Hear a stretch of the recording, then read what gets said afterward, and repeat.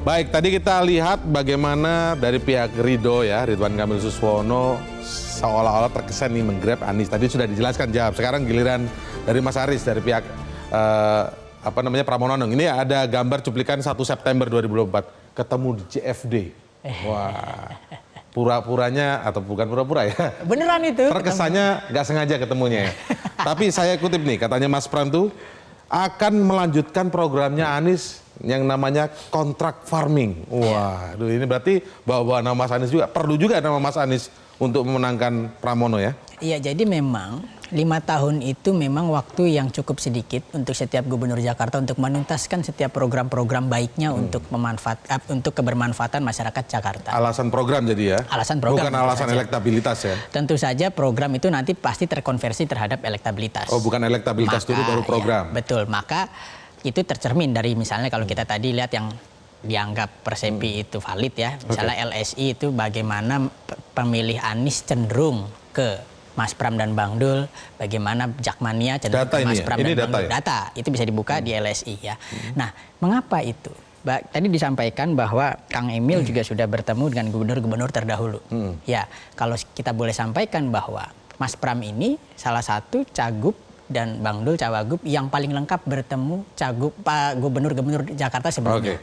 Mas Anies sudah bertemu, Pak Ahok sudah bertemu, Pak Foke sudah bertemu, Pak Bang Yos sudah bertemu. Itu artinya ingin keberlanjutan. Keberlanjutan seperti apa? Ini yang konkret saja. Yang pertama adalah kalau Kang Emil ingin membangun stadion baru selain JIS yang standar internasional, kita ingin melanjutkan JIS dengan perbaikan akses transportasi. Kita ingin melanjutkan Jaki ya, di mana bagaimana aplikasi Jaki tidak ingin kita bikin aplikasi lagi, tetapi kita aplikasi yang sudah ada kita sempurnakan gitu kan. Kontrak farming juga untuk menjaga harga-harga murah di Jakarta, kontrak farming dengan daerah-daerah lain. Yang ini kita simpan untuk debat selanjutnya ya, debat terakhir ya. Jadi pada intinya tapi intinya perlu nama Mas Anies itu juga dibawa-bawa untuk karena tidak hanya sekedar nama, tetapi program dan seluruh elemen-elemen relawannya Mas Anies itu sudah di kita. Bang Laude Basir misalnya, kemudian Iwan Tarigan itu sudah mengkampanyekan untuk mendukung Mas Pram dan Bang Dul. Orang-orang sekeliling Mas Anies katanya disebut sudah juga jalan bersama tim Mas Pram. Ya betul, karena memang beberapa kita nggak bisa tutup fakta itu, tapi karena kita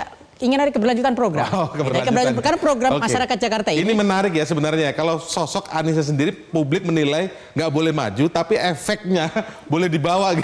Karena saya pikir ya, yang paling penting itu adalah bagaimana keberlanjutan. Hampir mayoritas masyarakat Jakarta puas dengan kepemimpinan Mas Anies dari program-programnya. Ini kita lanjutkan, ingin kita lanjutkan. Singkat saja, debat terakhir nanti tanggal 17 November akan bawa dampak atau justru itu hal lain yang akan menentukan? Sangat tergantung daripada para kandidat ini menawarkan program-program yang bisa menjawab permasalahan masyarakat.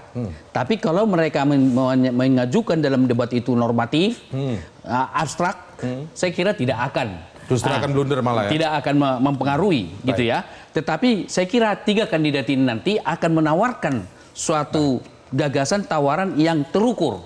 Misalnya bagaimana mengatasi katakanlah kemacetan, bagaimana mengatasi berbagai persoalan di Jakarta. Nah, mereka-mereka yang menawarkan program yang bisa menjawab permasalahan Jakarta akan bisa mendongkrak suara mereka terutama kepada masyarakat yang belum mengambil keputusan, undecided voters dan swing voters, jadi bisa tetap stay di tempat mereka bagi yang melakukan program tersebut. Berarti masyarakat Jakarta menunggu sampai mungkin detik-detik akhir menjelang pencoblosan siapakah yang saya kira debat terakhir itu justru kunci bagi menentukan. Kita lihat perjalanan ke depan, masih ada satu debat tanggal 17 November.